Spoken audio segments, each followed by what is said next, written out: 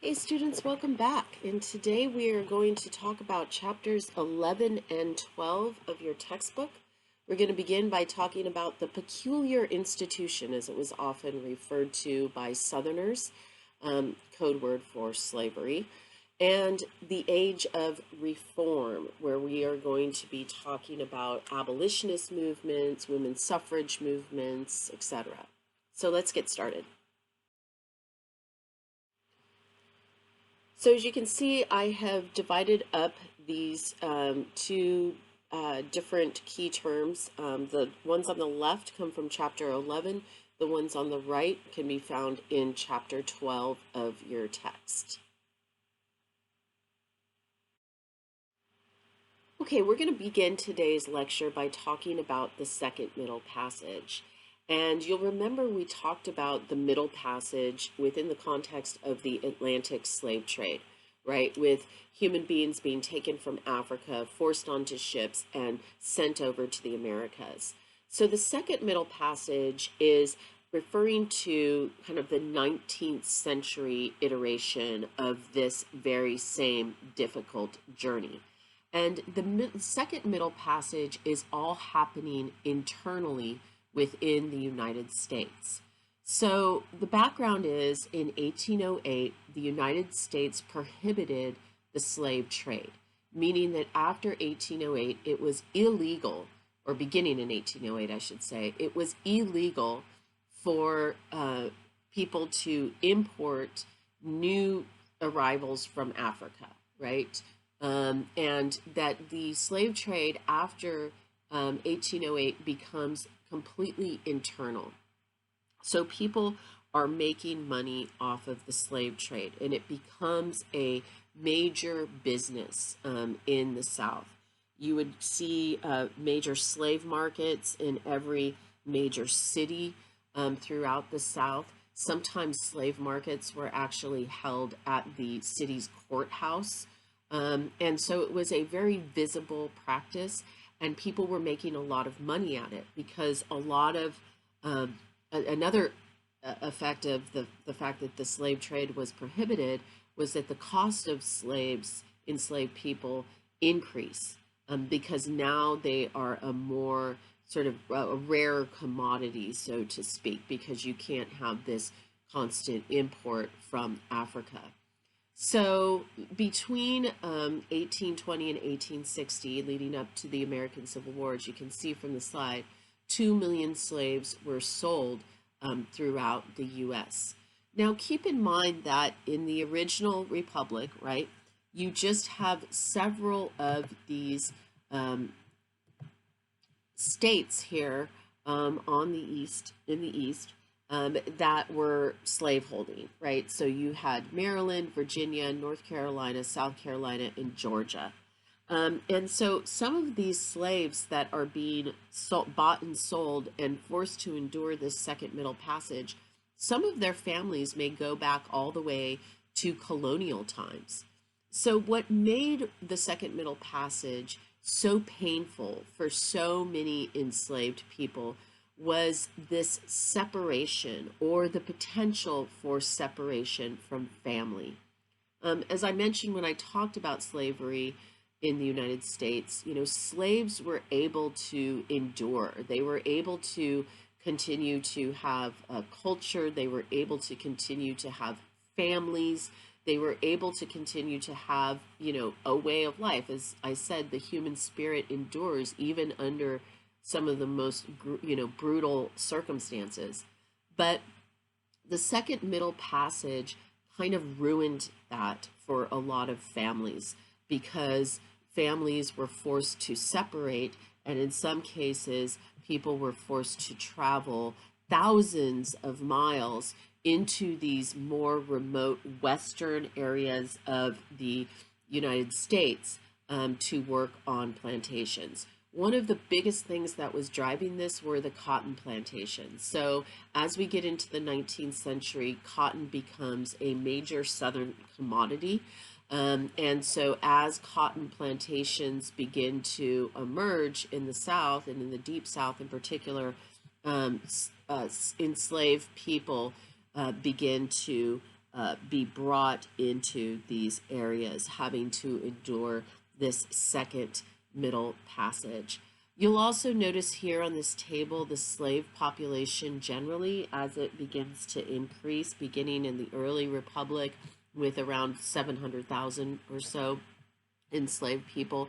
And then by the time we get to the eve of the American Civil War in 1860, you've got nearly 4 million enslaved people in the United States. So this is going to cause all kinds of hardships and problems for enslaved people. It also leads to this, as I said, this industry of slave buying and selling. It also leads to some people trying to go out and be slave catchers. And they go out, and of course, the famous story of Solomon Northup from the movie 12 Years a Slave. And if you haven't seen it, I recommend seeing it. Is a story about a man, black man, who was born free in the northern states and then is abducted and kidnapped and brought down into the South by slave catchers who claimed that he was a runaway slave. And then forced to work on a cotton plantation for 12 years. And then he eventually is able to escape that horror situation that he was in, but he writes a book about it called 12 Years a Slave. So it not only is the slave trading industry booming alongside the cotton plantation industry, but you also get these other sort of side jobs like the slave catchers who are going out and trying to make a buck on this as well. I should also mention that the cotton industry was very much tied with the North. Even though the North, of course, are the free states, a lot of the banking systems, a lot of the banks in the North invested heavily in the cotton industry. So I want to make it clear that the North was in many ways complicit in allowing this type of proliferation of enslaved people to take place. You'll also notice here that slaves are moving into Texas, and we're going to talk about that when we talk about the Mexican-American War. But the Texas was not part of the United States, at least initially, while slaves and Americans were moving into it. So more on that later, but I just wanted to point that out on this map.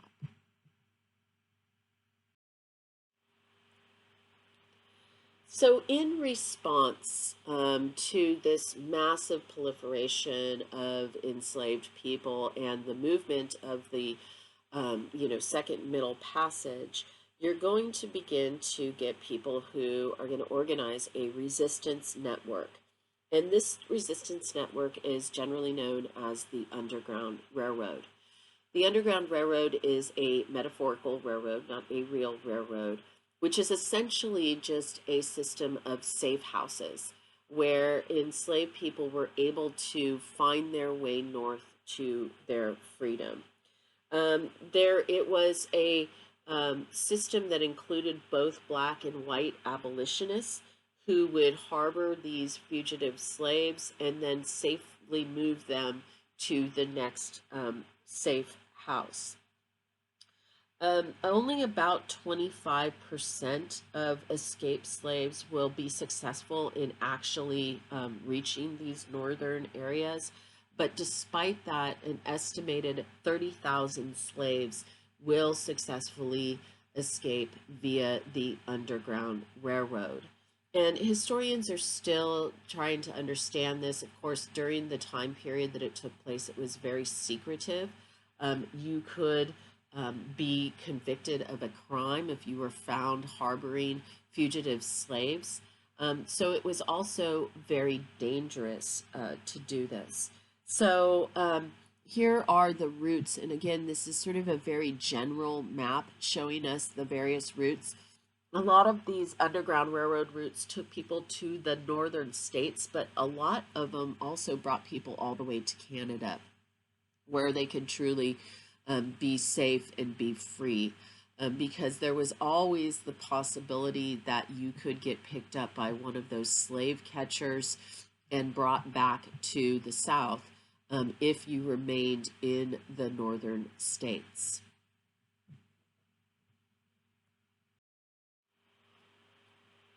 So, probably one of the most famous faces of the Underground Railroad is a remarkable woman by the name of Harriet Tubman. Harriet Tubman was born in Maryland in 1820 into slavery, and she eventually will escape her enslavement. And she escapes to Philadelphia in 1849. At that time, she could have just kind of tried to integrate into free black society and, basically lived out the rest of her life peacefully. But she chooses not to do this. Harriet Tubman had escaped slavery under, real sort of intense circumstances. And she had been hit in the head by a weight that had been thrown not at her, but by another slave that she was in very close proximity to, and it ended up hitting her in her head. And it gave her tremors and kind of like visions and things for the rest of her life. And she also had a speech impediment because of it. And so she had really felt, firsthand the brutalities of enslavement. And she felt an obligation once she had escaped to her freedom to return back and get more members of her family, and then eventually just complete strangers. So Harriet Tubman, who you see pictured here on the left, becomes one of the most famous faces of the Underground Railroad, and she becomes the most famous conductor, as they were called, of the Underground Railroad. She returns to the South multiple times throughout her life to lead people to their freedom. During the American Civil War, she volunteers as a nurse, but also as a spy, where she goes into the South and she talks to enslaved people and then relays information back to the Union Army.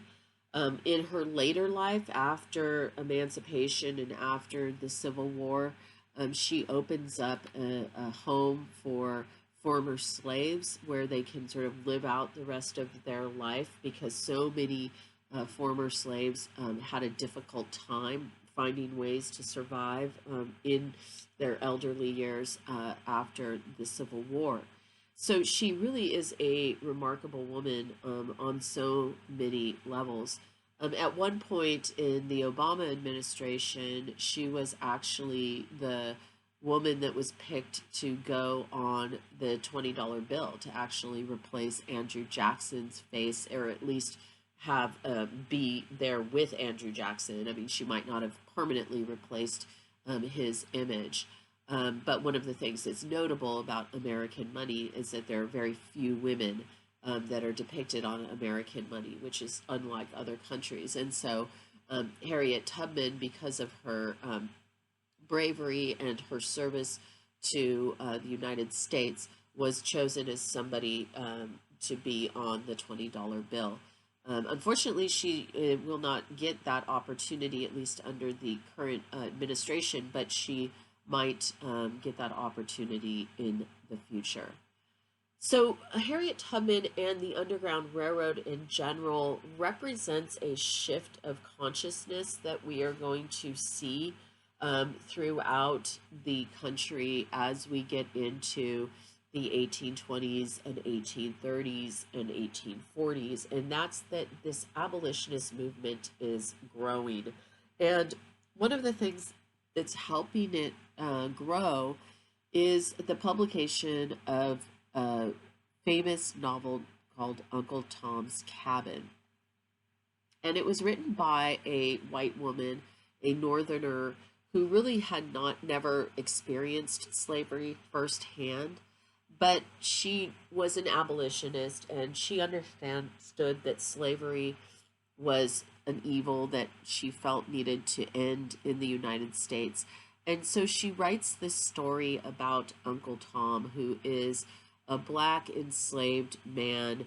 And throughout the book, essentially, the reader is learning to sympathize with this character as he goes through the trials and tribulations of, being an enslaved man in the South. And it turns out that Uncle Tom's Cabin will become a huge bestseller.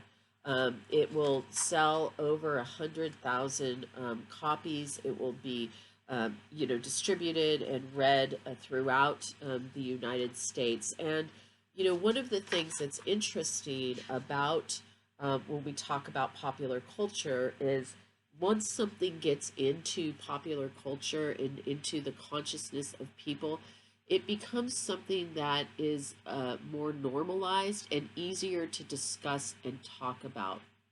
And the more that people discussed and talked about the realities of slavery, the more people start to oppose this institution of slavery.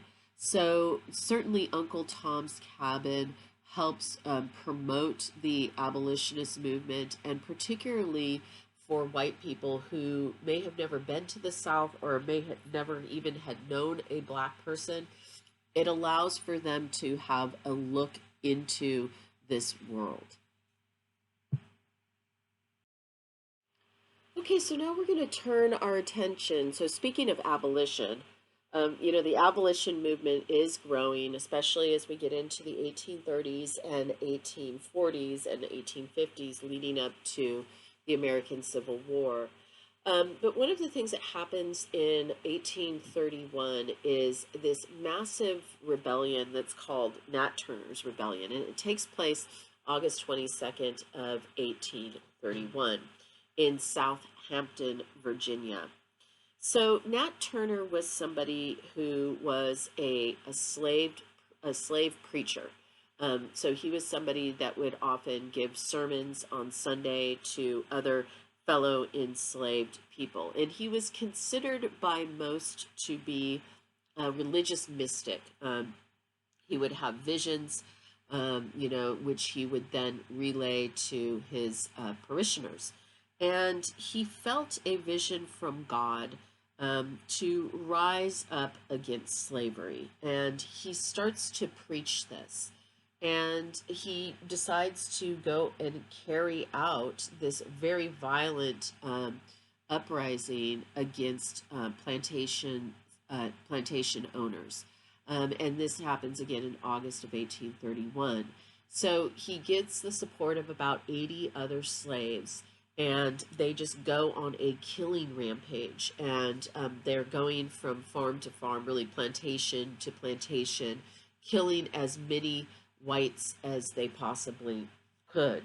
When it was all said and done, there were 60 people who were dead from this attack.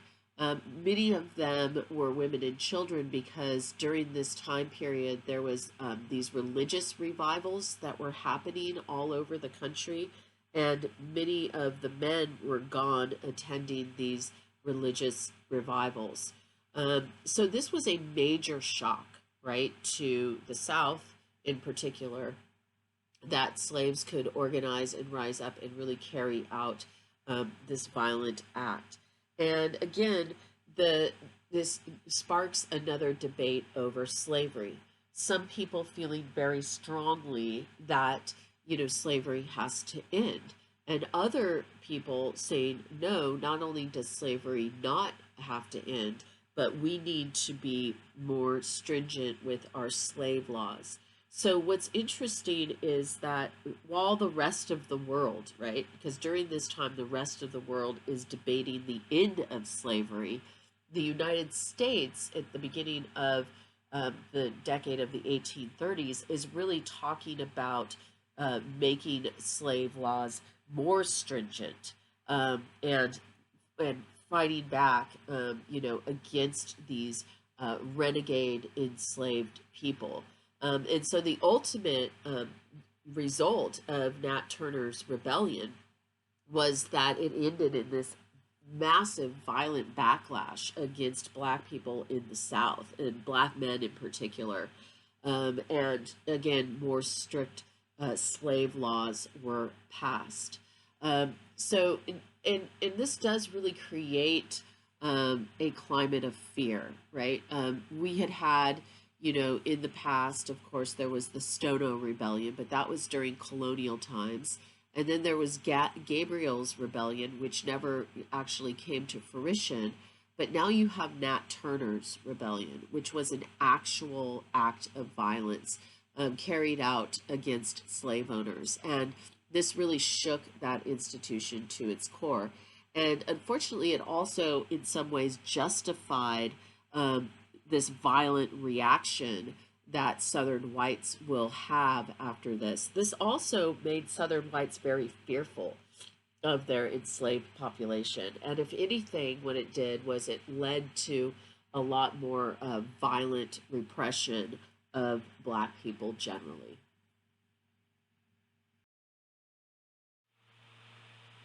Okay, so as the debate surrounding slavery is really heating up, the abolitionist movement is starting to grow. So, despite the fact of the violence in Nat Turner's rebellion, many abolitionists who secretly thought that that was justified, they ended up founding the American Anti-Slavery Society, and this happened in the wake of Nat Turner's rebellion in 1833. By the time we get to 1840, about 100,000 Northerners, meaning people from the northern states, had joined local abolitionist societies. And a lot of this was motivated by religious principles. At the same time that this is happening, there are these religious revivals, as I mentioned in the last slide, that are taking place throughout the country. And there's kind of this new revitalization of Christianity, and there's lots of preaching, and these religious revivals would be held, typically like out in a outdoors, and there, sometimes be hundreds, if not thousands, of people that would gather for these religious revivals, and they became platforms in many ways for this abolitionist movement. The idea that slavery is a sin, this became the most prominent message of the abolitionist movement. So again, really tying this together with religion in many ways was really key for getting the message out. Frederick Douglass, we're going to start to see him come onto the scene as we get into the 1840s. Frederick Douglass escaped slavery when he in 1838, and he wrote a narrative of his life in 1845.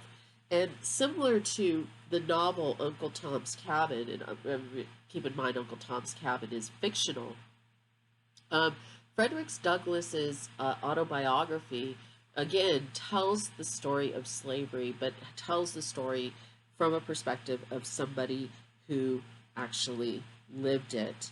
And so you're going to start to see people again with this insight really beginning to join the side of the abolitionist movement. We're going to see people like David Walker, who wrote something called Appeal, and this was in 1828, and this was a call for all slaves to revolt, to install pride in the Black reader and a hope for change. In 1831, William Lloyd Garrison founded the Liberator, which took anti-slavery to new heights by basically advocating for immediately for the abolition of slavery. In fact, it was William Lloyd Garrison who founded this anti-slavery society that we're talking about here. Um, so many of the white Northerners might not have been prepared to embrace immediate or gradual emancipation, although they might have opposed the institution of slavery. Most Northerners, it should be noted, were remained anti-black and therefore anti-abolition. Um, but the abolition movement was a very important voice, particularly in these early years leading up to the Civil War. Women played a predominant role in abolition, just as they had did in moral reform and evangelical religion. And we're going to talk about the temperance movement on the next slide. Many men and women active in the reform movements of the 1830s found inspiration in evangelical belief and that salvation was open to all and that society needed to be perfected. So this abolitionist movement is still remains relatively small compared to the overall population, but is growing in numbers, and they become very effective at fundraising. William Lloyd Garrison, the head of this American Anti-Slavery Society, will really kind of take the lead in promoting this idea. And so this society does grow over time. They invite people like Frederick Douglass to come and talk about their experience of being an enslaved person at their gatherings and at their rallies.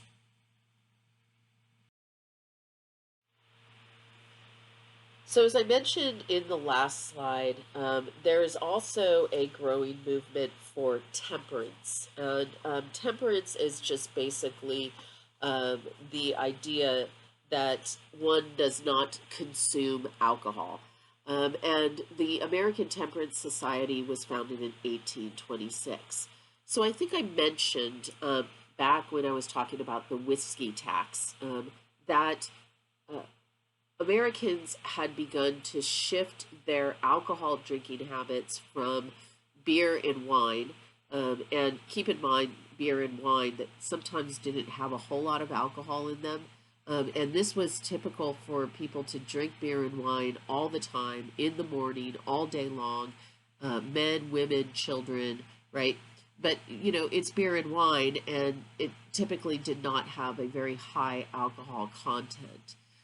But as you know, the grain and the distilled products become more frequent, you know, more available and cheaper, people start to change their drinking habits from beer and wine to hard alcohol. And by people, I'm talking primarily men. And so what's happening is that, you know, you're getting these really hardcore alcoholics, and it is creating a problem in society that women in particular, but a lot of religious groups were confronting. And so the American Temperance Society, when it was founded in 1826, it was originally founded with the intent of promoting what was called a temperance pledge. And it would be when somebody would get up in front of the group and they would pledge not to consume alcohol. And this was typically done in church on Sunday or at some of these religious revivals. And it was a way for the temperance movement to spread this idea and ensure that people in society were not becoming alcoholics. But this idea, this temperance movement, doesn't go away. It continues. I mean, it was founded in 1826, but it continues and it grows over time, so that by the time we get into the 20th century, this idea of temperance is going to become a real political issue, and will eventually lead to the passage of the 18th Amendment, which will go into effect in 1920, which is essentially the prohibition of the manufacture and sale of alcohol in the United States.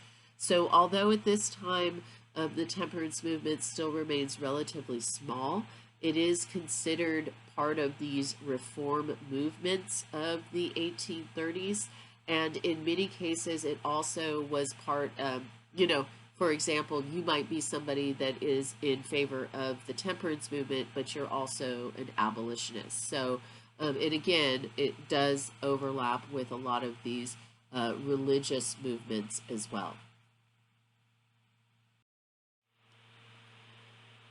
Okay, so now we're going to turn our attention to talking about the issue of women's suffrage, the issue of women having the right to vote. And this first, women had been talking about this going all the way back to Abigail Adams, right? She had mentioned giving women a political voice to her husband and was basically just completely ignored. But as more and more people are discussing the issues of, for example, slavery, women are starting to think that in many ways they themselves are enslaved. And they think that the way to break these chains of bondage is to give themselves and for society to give them the right to vote, the right to have a political voice.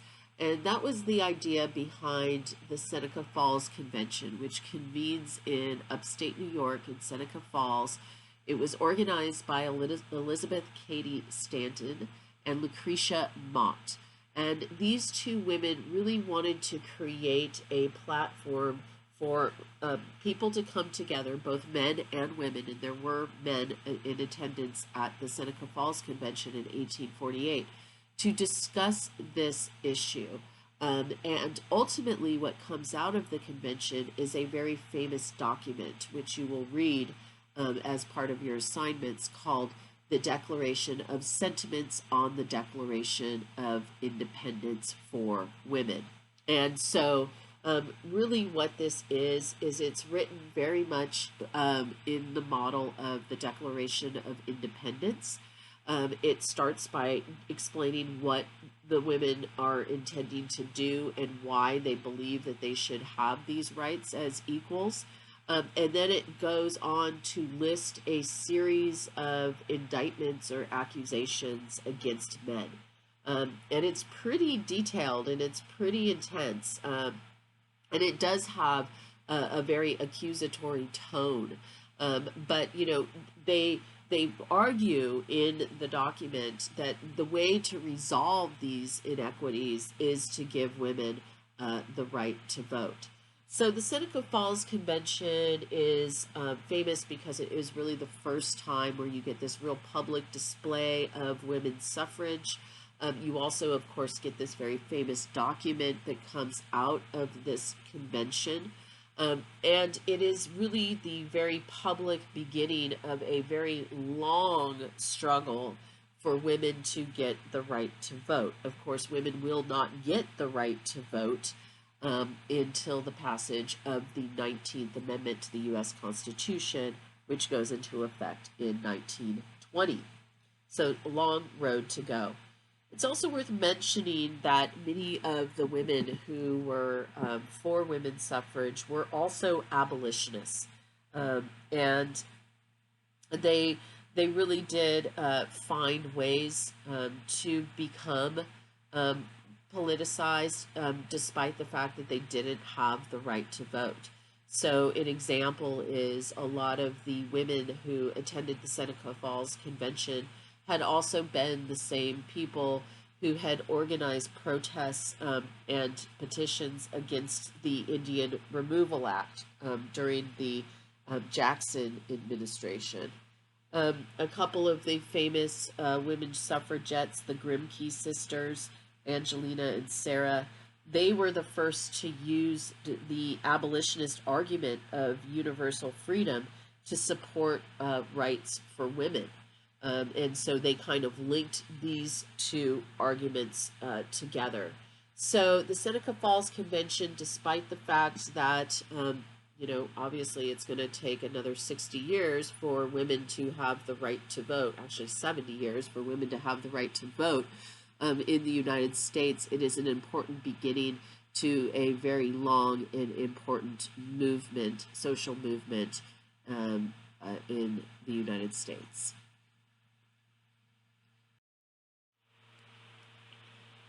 Okay, and then finally, I wanted to talk a little bit about feminism in the 19th century. When we think about the word feminism, we often think of it as a 20th century phenomenon, and certainly its modern incarnation is very 20th century.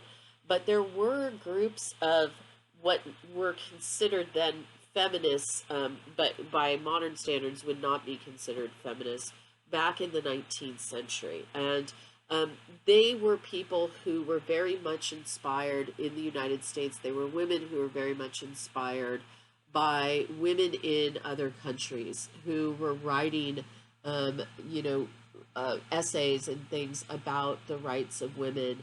And women in other countries were gaining more traction in many ways than women in the United States.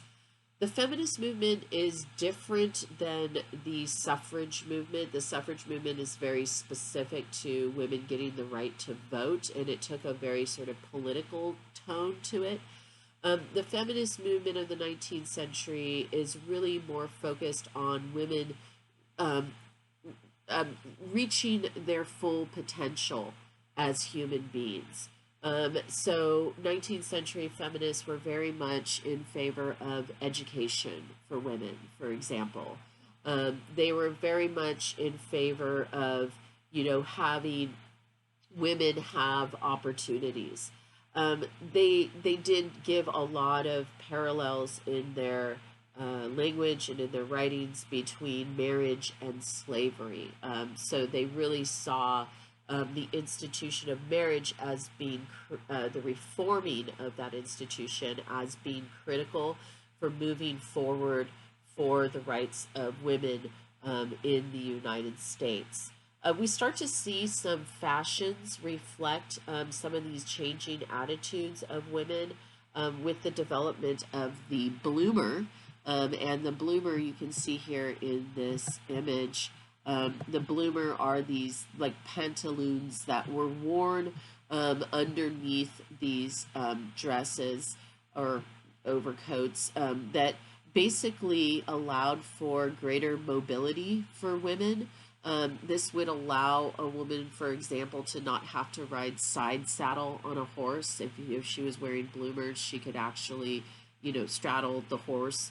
And women found this style, some women found this style to be very liberating, right? Allowing them to just have a lot more flexibility in their movement. So, again, when we think of feminism in the 19th century, don't think of, bra burning and, women going out and, protesting. This was more of about women sort of very quietly organizing these movements for self-realization, for trying to improve upon themselves and realize their full individual potential. But it's certainly an important development, and it's worth talking about and recognizing as being an important trend as we move into the 20th century. So that is it for this lecture, pretty short today. So I will be returning with lecture for chapter 13. All right, you guys have a good one. Take care. Bye.